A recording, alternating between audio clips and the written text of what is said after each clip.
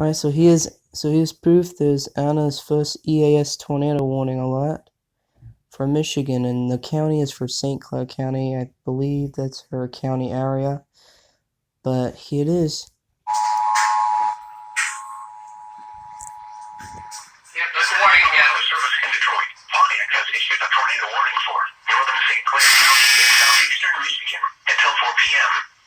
At 3 p.m., a severe thunderstorm capable of producing a tornado was located near Memphis or near Richmond, moving northeast at 45 miles per hour.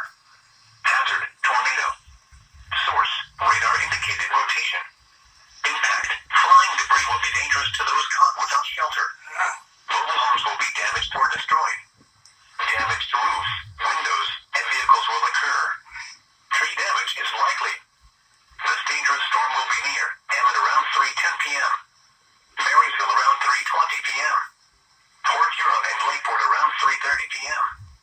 Other locations impacted by this tornadic thunderstorm include North Street, Adair, Brattle Run, Goodell's, Smiths Creek, Wadhams, Riley Center, Fort Gratiot. I'm not got all your chats. We're good?